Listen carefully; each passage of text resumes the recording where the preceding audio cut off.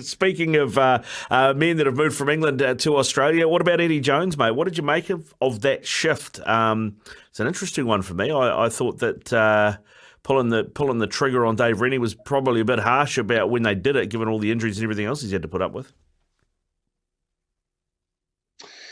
Yeah, absolutely. And I think probably a successful India tour for Dave Rennie and Australia would have been conducive to him keeping his job to a degree.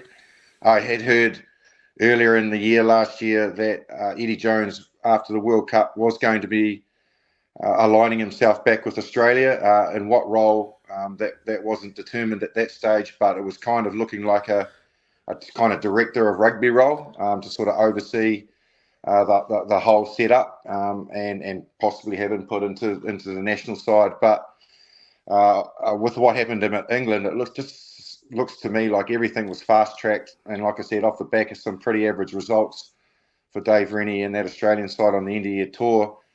I don't think they pushed the panic button. I just think that they catapulted the situation forward faster than when they had expected it to happen. And it's not a band-aid appointment either, is it? I mean, he's there through to 2027. It's not just for this World Cup. No. Eddie doesn't tend to enter into any situation without making sure he's got good security. So he's managed to achieve that.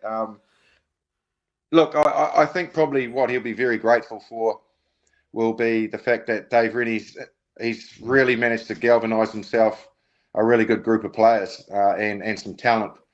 He just hasn't found the right recipe to get them playing well consistently. So I'd be very surprised if Eddie Jones goes too far outside of that nucleus of players that Dave Rennie was picking. It's just whether or not he can get them playing more consistently, and equally, when they're playing consistently, perform against the top teams in the world and start regularly beating them. Can Eddie generate that amount of quality performance out of these players? That's the question. I mean, Dave Rennie has copped a bit of stick from the Aussie media about being a bit boring and being a bit quiet and a bit staid. Eddie Jones is anything but that. Do you think it is just some personality that's going to change things? Because, I mean, Ren's is a very good tactical coach. He is a very good tactical coach. Yeah, look, I know I've been coached by Eddie and I know what he brings to the table. I certainly feel that any form of complacency that was within that Wallabies camp will very quickly dissipate because he makes players very accountable.